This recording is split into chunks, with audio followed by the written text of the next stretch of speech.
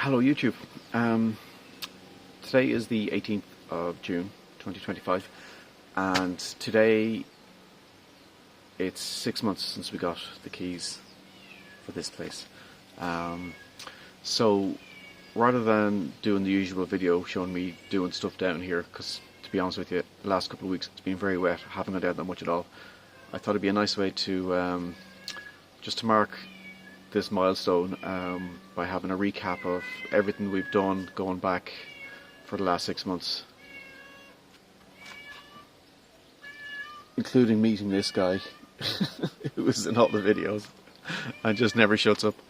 You can see behind me we have a bit more work done on the paths. We actually found a new path here when we had the excavator down, and behind me along here there's a new path as well that goes across the middle of the garden. So we've done some power washing and stuff like that just to bring up the cobblestones here and here, and just got the leaf blower here and swept off this area as well, so you can see how it's all looking. So thanks for everybody who stuck with me for the last 6 months. I hope you've enjoyed watching the progress that we've made getting this to what it is so far. I know we haven't really got into any building work or anything like that yet, but we haven't even got a planning application in on the main house yet, so that's why it's just all this outside stuff. Here's the last 6 months, and I look forward to the next 6 months. Thanks for watching. So mid-December 2024 we got the keys to our new house in Sligo, just outside Enniscrone. It's about 2 or 3 kilometres from the sea, and you can see across Killala Bay to Mayo from the top floor of the granary building. So the house was built in around 1949 as far as I know, and it had been vacant for about 2 years, going on 2 years by the time we got the keys.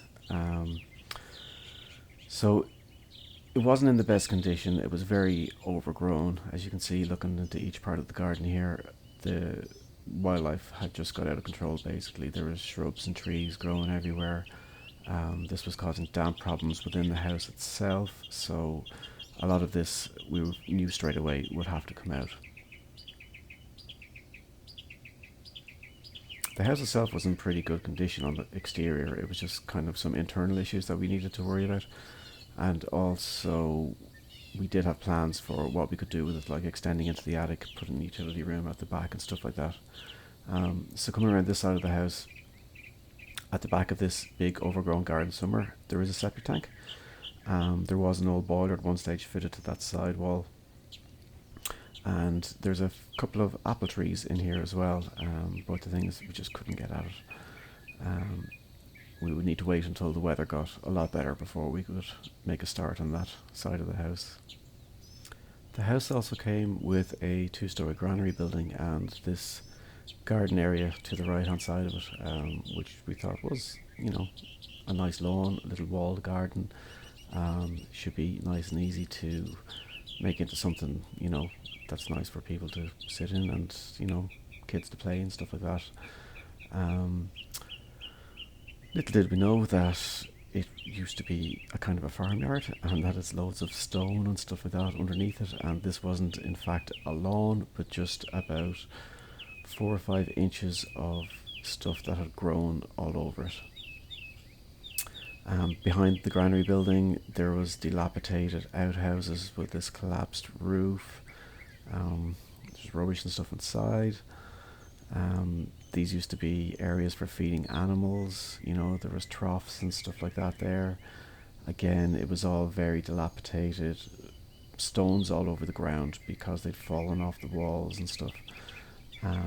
And there did used to be a roof extending over this entire area as well that went right to the very back of the back outhouse.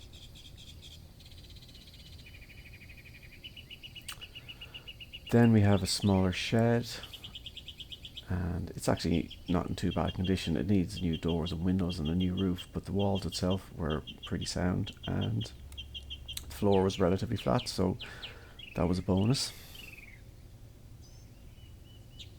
I should probably say that we don't know exactly when the granary building was built. These look like they were add-ons to it at some stage, but there is the year 1942 stamped into the concrete on the upstairs step of the granary building. To the side of the shed, then there was another little lean-to, which I presume was used for storing turf at some stage. So up towards the back of the property, so the overall property extended to about 0.9 of an acre. Now, this land hadn't been used in a long time, and at some point it was used for keeping either sheep or cows. You can see there was a bit of an electric fence there just dividing it off. Walking around the borders, there's just old farm machinery and stuff like that. I was told what you're looking at there was a turnip splitter, which was used for feeding cows at one point. So now this is round to the side of the house again. And this is Ed the cat, who came with the house. So I noticed that there was no drainage at all around the house, so the downpipes from the gutters were just going straight into the ground, which was causing a lot of damp at that particular area inside the house. This is the ground floor within the granary building itself, so again it was used for housing animals at some stage. There are troughs in there. The stonework is actually in quite good condition. The floors are very uneven though, for obviously animal use. Upstairs, again, the walls are in great condition, but the windows were shot. There's holes in the roof, there's water getting in, and yeah, there was going to be a lot of repair work ahead of me.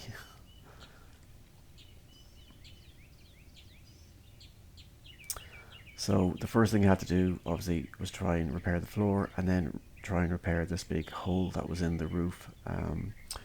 The corrugated material had broke at some stage, and it was just left for water to run in, and I don't know how long it had been like that, but it was obviously quite a while because of the rot in the wood on the floors. So the first jobs I started doing outside was just a bit of maintenance around the house. For some reason, the previous owners decided it'd be a really good idea to line the path along coming up from the road to the house on each side with all these little green beer bottles. I refer to them as the Indiana Jones death trap, boogie traps, you know. I'm just thinking if someone had run over them with a lawnmower, it just would have been glass everywhere. Really, really crazy idea. So I think in total the count is around 170 bottles that I've found so far. Every time I go back into the garden, I always found one or two more. So as always, Ed was on hand to help me out. But this was the first cleaning job I did around the house, and that was just to make this path viewable again because it had got so overgrown. So I think at this stage now, it was the start of January, and my brother-in-law kindly offered to come down with his tractor and just give me a hand with some of the stuff I've been clearing away. The first job was to take out a couple of trees and big shrubs, and the wall that was separating the driveway from the garden, and that was basically that, so we could get in and do more work within the actual garden itself. Once there is work going to be done on the house, that wall would have to go anyway, because it will be changed into a parking space or a turning space or something like that. So with the wall gone, it really opened up the front of the house, you know, and things started looking an awful lot neater. We also found this concreted area along the side of the granary building. It was covered in grass before, I didn't even know it was there, so that was a kind of a pleasant surprise. So over the next little while then, I started doing some cleanup then, just to tidy up the rest of the house and the driveway and stuff, which was great until Storm Awen arrived and blew the big tree in front of the house down on top of the house. So what we had to do there was figure out how are we going to get this tree down, and hopefully there wouldn't be any damage to the house at all. You can see how it completely uprooted the wall at the front of the house too, so we had to clear those bits of wall off the road just as they were dangerous for any cars that might come around the corner.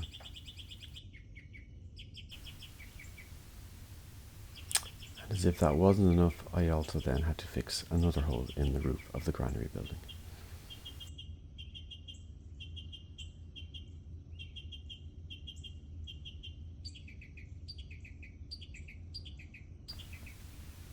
So we had to come up with a plan of action to get this tree off the house. I figured the best thing to do would be to try and get all the lower branches off first, so I used my chainsaw attachment on the multi-tool for that, which did a pretty good job.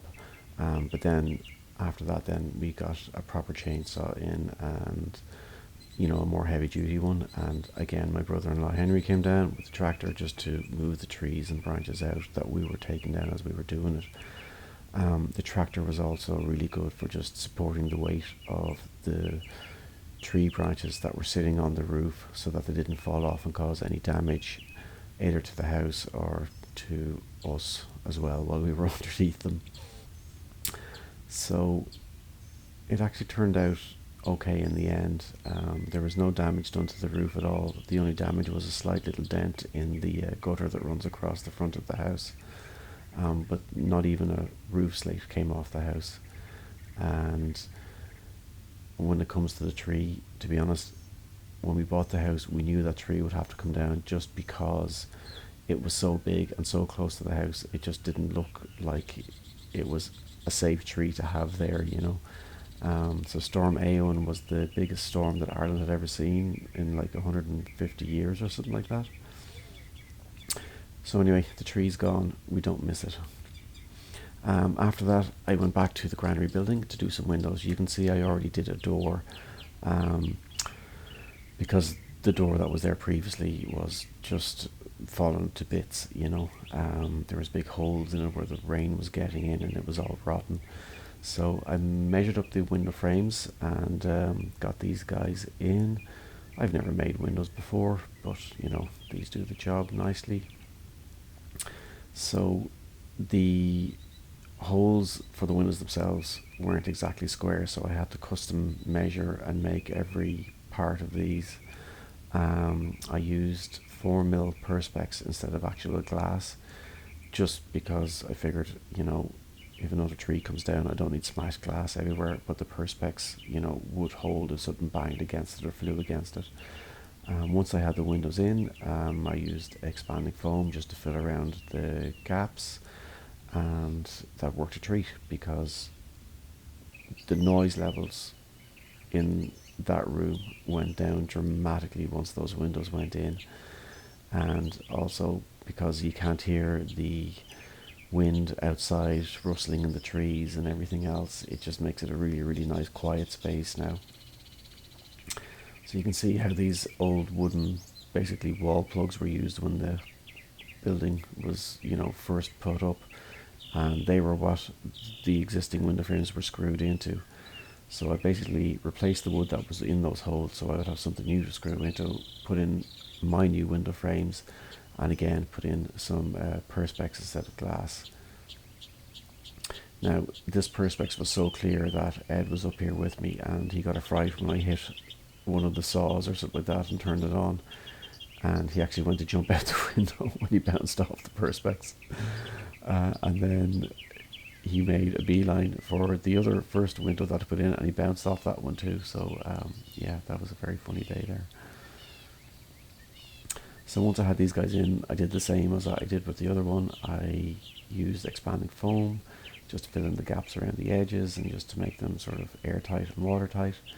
And like I said, the perspex was really clear, so I decided to put a cross brace on this big one, just as a reminder to people that there is a window there in case somebody went and leaned against it and the whole thing fell out. I also tidied up the expanding foam by cutting off all the excess stuff that had squeezed out once it had cured, just to neaten it all up.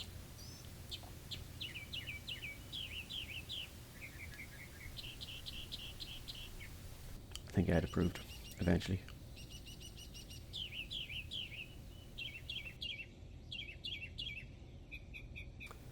So after that, I decided, right, I need to start tackling these outside areas, and took on what would take probably 2 months to get done, which was taking down all the ivy. that had grown over these old outbuildings. Um, I was very surprised to find there was actually a concrete floor, a really nice smooth concrete floor under all this, because previously walking around on it, it was walking around on 2 or 3 inches of squelchy, composted material that had just built up over the years. So that was great, and it kind of opened up my eyes and okay, this is actually going to be a usable space, and I think long term it would be a great little place to put in like a barbecue and maybe a pizza oven or something like that. So once I had the main floor done, then I had to work towards the steps on the outside and finish off that job.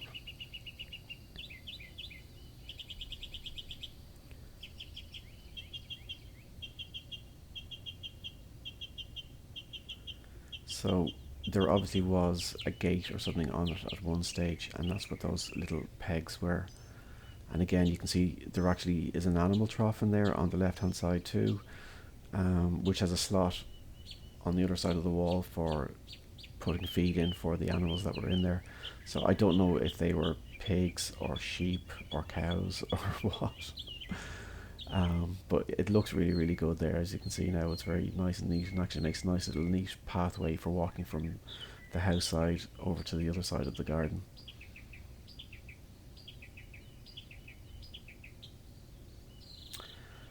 So after that, yeah, ivy, ivy, ivy, ivy. Now it's still February at this stage, and I'm wearing a t-shirt. For some reason this year, the weather has been really, really mild, and I was really lucky that most weekends I was down, there was no rain at all. So it was warm work, and yeah, then onto the back building, getting rid of this old roof. So at some stage, this roof did extend over both this area and the previous area that I'd been clearing out. But all the wood underneath it had become all rotten, which is why it collapsed. So I also discovered once I was in there that there was the old diesel tank in the corner. I hadn't realised that was there before because it wasn't obvious with everything sitting on top of it.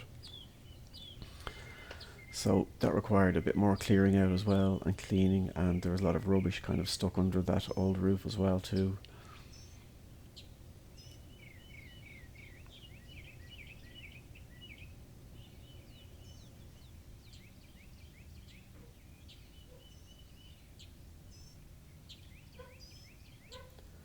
So I eventually did get the roof off. Part of it had fallen over to the other side and slid down the far side. But it all came off eventually, which was great. So after that, then I had to think about, right, how am I going to get this old tank out? And it was in such poor condition that it was so easy to cut through with my angle grinder. Some parts of it were very, very rusted, as you can see there, how easily that collapsed. Um, and then we had this old trailer axle from I don't know what old car that came off, or I'm not sure if it was a car even. It could have been just a trailer even, but you can see how easy that metal is breaking there. So I wasn't afraid to use the angle grinder and sparks because this thing had been empty for years, and then there was water at the bottom too, so there was definitely nothing flammable in it. So I had to cut all that up and then just get it out of there. So I piled all the metal up over at the other side of the garden just to kind of keep it out of the way for the time being, and just so I would have space to work in there. So after that, I had to start clearing out the floors here. Underneath where the tank was relatively easy because it was pretty clear of just rubbish and stuff like that. But this half was just covered in ivy, and the roots had just expanded everywhere. Not only within the ivy, but there was all this old piping and stuff like that too that was intertwined with it. Made it a real nightmare to get out. But eventually I got there. This is just one of the roots. So yeah, that was probably one of the least favourite jobs I've had down there since I'd started on the clearing out part of the process. I think that actually took me 2 weekends just to get all that out. Second root. So there we go. At the end of every day, I have to give Ed the cat a bit of a cuddle, so he's always waiting for me on the steps. So once I had the bottom part cleared, then it was time to get all the ivy off the top parts as well, just to see what we had to work with up there. So all the stonework is pretty shot, and it's going to need a lot of repointing and stuff like that, you know. But still, it's nice to see it nice and clean now, and it's in a shape where it's kind of ready that I can actually start making repairs on it now at this stage. So the roof of the shed building had collapsed, and I wanted just to temporarily get it upright again, just so I could kind of get in here cleared out too. And again, I was surprised to find that there was an actually really nice smooth concrete floor in that shed. So that is great for going forward, because I thought walking on it, it was a bit squishy, and like this area here, I just didn't know, you know. So this is basically the big pile of ivy that I'd pulled off the walls and everywhere else, and this is the other outbuilding. You will see I did have a lot of wood at the bottom there. All that wood was basically wood that was from the roof trusses and stuff like that. That was underneath the metal, so I have it stored there temporarily now, and I'll get rid of it at some stage. After that, it was just a matter of getting the ivy off the roof of the granary building. It has really managed to work its way all the way up to the top there, and thankfully those walls are quite smooth, so it wasn't as difficult to get the ivy off there as it was through the stones that we had on these walls. So once that was done, it was time to just get that gutter cleaned, and yeah, that was some heavy stuff I pulled out of there as well. I don't think those gutters had ever been cleaned. They will all need to be replaced because they're all shot and rusted because they are metal, but at least they look a little bit more presentable now.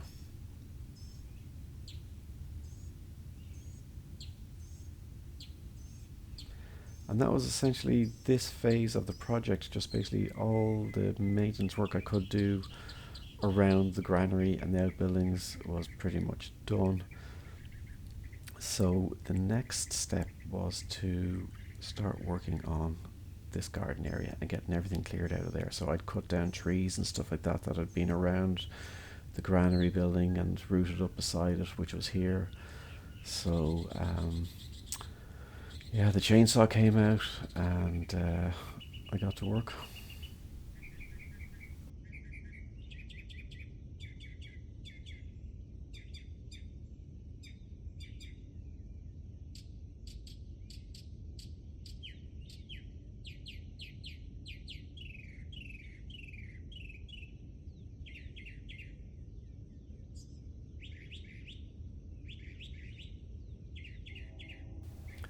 So one of the things I'd noticed walking around the garden was there were lots of stones all over the lawn, and I thought, right, okay, I'll gather a few of these guys up.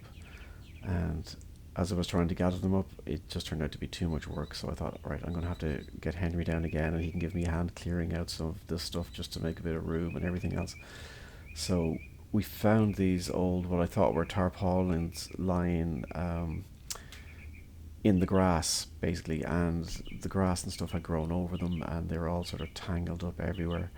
It turns out they were the side curtains of old lorries, and they were really heavy, really dirty, and in really, really sort of bad condition. So they were very hard to kind of handle manually, just because they'd been sitting there for so long. They'd become stiff and difficult to work with, you know, and just basically not very nice. But once we moved those, I found all these old stones in, again, what I thought was a lawn, and I figured, like, oh, that doesn't look right. These looks like there used to be a wall here or something. So that put me on a track then for thinking, okay, if there's walls here, where are they going and what were they used for? And I thought, right, I'm going to have to do a bit of digging here. So up the back of the garden where we removed the tarpaulins, one of them was covering over all this old wood. Now it turns out that the wood was no good. It was all rotten and had been eaten by woodworm and very powdery. So it was moved along with the other wood into the very back building, where I had stored the wood for the old roof that had collapsed.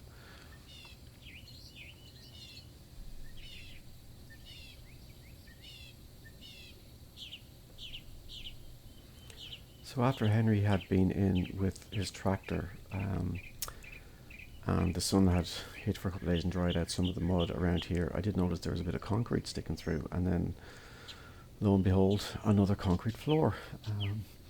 So I started digging at this just to see what was there, and sure enough, there was a concrete floor that came out of the granary outbuilding. So I dug around both doors, and it turned out that there was only a concrete floor at one of them. But at this particular door here, there was actually like a pebbled path through the middle of it, where they had turned or put stones into the concrete just to make it more cobbled. And I presume that was for animals back in the day, so that there wouldn't be sharp stones hurting their hoofs or cutting them, and also would give them a bit of grip as they were walking in and out. So then I had to figure out, okay, well, how far does this concrete go in every direction? And I started digging. So basically we had a couple of feet towards the right of the door, but that's as far as it went, basically. So then I thought, okay, well, let's have a look at these walls where I thought were walls from all the stones we'd found in the grass previously. And as I was over investigating that area, I discovered more concrete floors. So this would end up becoming my life for the next couple of weeks as I went on this little archaeological dig, trying to discover what was in this garden. Because, like I said, when we bought the place, we thought it was a lawn, and it turns out it's actually a full farmyard, basically. It's not all concreted off, but there was outbuildings along these walls, and yeah, it kept me busy for a couple of weeks, that's for sure. So after uncovering the first floor, I decided to see if there was any more. So I moved down a couple of sections, and yep, there was a second floor down towards the end. So this did turn into a bit of an archaeological dig after all. After that I thought, okay, I need to clear the walls here and have space to work with.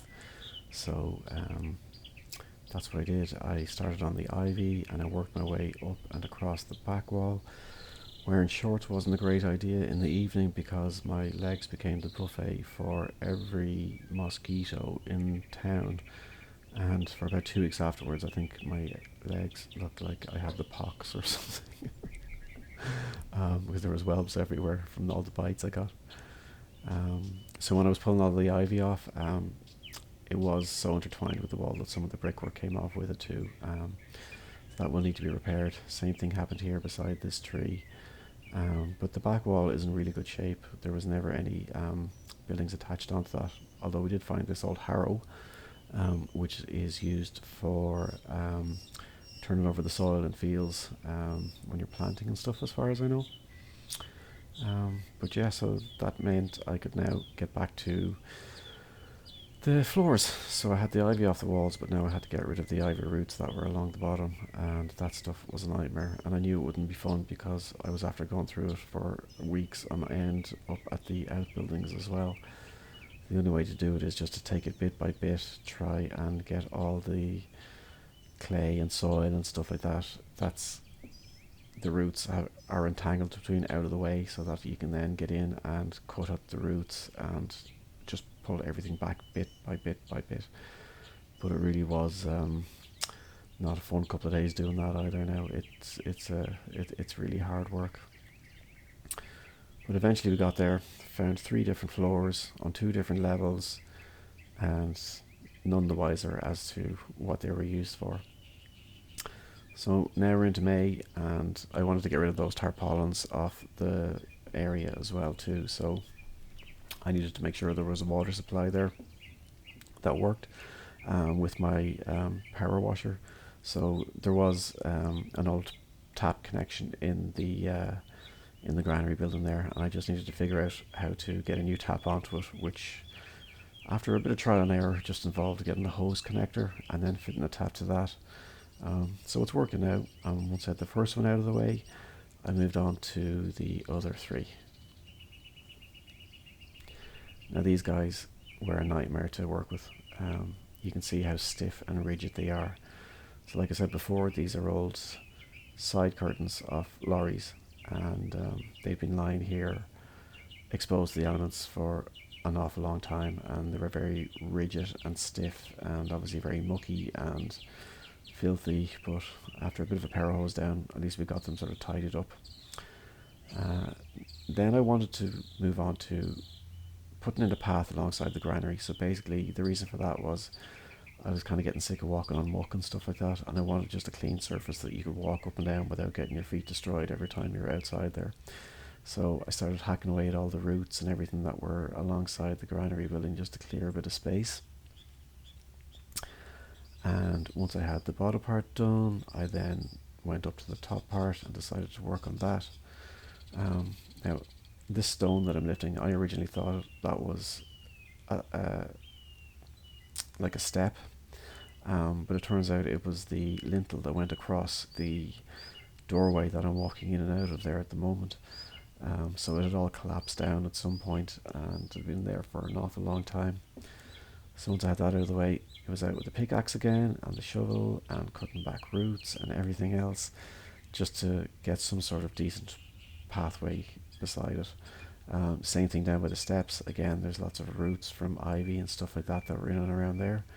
So once I had it half decent, I had some gravel to spread out over it. Obviously Ed the cat thought this stuff was hilarious to play with. A bit of a torture for me though, trying to keep him off it. But it really made a big difference just to have that there, and the place really started to look an awful lot neater. And I should say as well, this was a bit of a milestone as well, because this was the first time I was actually putting something back into the building. And I'd spent the previous 4 months getting rid of stuff, and this was like the first contribution I'd actually made to it, that I was really happy with. So once I had the initial gravel down, I had some more finer stuff just to put over the top of it, which will spread out and kind of harden it down and make it a bit more solid. So it was at this point then that we found out we needed to get a digger on site to do a percolation test in order to submit our planning for our plans for the house. The only problem was that the septic tank was at the side of the house, but towards the extent of the property boundary. So I had to get in behind all this stuff in order to get to the septic tank. So it had basically become so overgrown over the space over the last few years. So I have this bush cutter blade that I ordered off Amazon that basically pulverizes and mulches everything, which is why it's so good on these like heavy duty hedges and stuff like that. So that was great for getting the initial sort of stuff out of the way. After that then there was old trees that had fallen over and were sitting sideways, and all these old fuchsia trees which are like big weeds that took over the whole place. So all this clearing out I did by hand, and that was so I could get this guy in. So now we're into June 2025. I had it to myself for a day first, where I was doing some practice jobs with it, but then my brother-in-law Gary decided to come down, and he does this stuff professionally, so he was amazing. Like his attention to detail and the preciseness that he could use that machine was just amazing to watch. Like it was like a ballerina just dancing around on a stage. So we had to take down the wall that goes between the front garden and then the side of the house, and obviously we needed to take that wall down because that's how the digger had to get in, and it was always our plan to take this wall down. We wanted to open up the whole entire area, and the walls just dividing up places into different parts just never sat well with us, because you couldn't really appreciate the extent of the property and the gardens that were part of it as well. So Gary was straight in. We dug a test hole like for a septic tank in this area, but basically we hit bedrock too soon, so we had to cover that in again. But then he also decided to take the digger up to the back of the house. So like I said before, we're on like nearly 0.9 of an acre here, and he just went in and cleared everything away till it was like nearly the size of a football pitch. So all the low-hanging branches from the trees that had been sort of engulfing the back of the garden, he took them all off, and then you could really see the full extent of the property at that stage, which was great to look at. So once he had that done, then we were doing a bit of tidying up around the place. We got a dumper truck down as well, so we had these for a week basically. And where Gary was doing the digger work, I was doing the dumper truck, and yeah, it was just amazing to see how much space there was, and just to get all these jobs done, because we hadn't planned on doing this much. I just thought I needed a digger in to just do a percolation test, but Gary basically blitzed it, and it's amazing just to see how much space there is there now. Unfortunately, the last couple of days we had the digger, it did rain, and it rained solidly for 3 to 4 days, and the place just got very mucky, and it still is a little bit. It needs a bit of a clean up here and there, but at the same time it's great just to have a full open space garden now where we can sort of plan out what we want to do with it, and we've a good idea of how it will look, which will be amazing by the time it's done. So once we were done with the house side of it, we just came round to the granary side again, and we decided to get rid of a lot of the old rocks and stuff like that were just sort of sitting there and basically a trip hazard. So same plan as before. Gary was in the digger, I was in the dumper truck, and as we were digging there, we found 2 new paths. So this path that we're seeing here extends across the middle of the garden, towards the granary building, and then we also actually found another little cobbled path which was coming out of the first of the outbuildings behind the granary buildings that I cleaned off. So that was amazing to see, and whether we will keep them or not, I don't know yet. I'm not sure if they're worth keeping. Like, they did undergo a bit of damage, and you can see here now, this is my son. I put him to work without a pair of wellies. Sorry. Just clearing the muck out from these little cobbles just so we could see what they look like. I gave it a bit of a clean out here as well, just to kind of give you an idea of how it's kind of looking now. Ed the cat is always there to approve. So yeah, so this is what we've got to after 6 months of figuring out what we've got, basically, because like I said at the start, we thought this was a lawn, but no, turns out it's not, and we do still want to put a lawn in. We're just not sure how it's going to look. Or do we keep the path? Do we keep those little concrete areas? Do we get rid of them? We'll just have to sort of figure that out as we go, I think. So what does the next 6 months hold? Well, I think obviously we're going to have to get some doors and windows on the lower floor of this granary building, and at the back as well. I'm not sure we can do much in the house at the moment, because hopefully we'll get the planning permission through soon enough, but again, it'll still take 3 to 4 months before anything starts there. It's just great to have all the space though, and we can see what we can do with it now, Still some tidying up to do here, a new roof on that shed. A lot of pointing to be done on these stones as well, just to make those walls a little bit more secure, and the same for the outer buildings at the back as well. But yeah, for now I think it's looking better than I thought. So thanks again everyone for sticking with me for the last 6 months, and here's looking forward to the next 6 months. Take care, bye bye.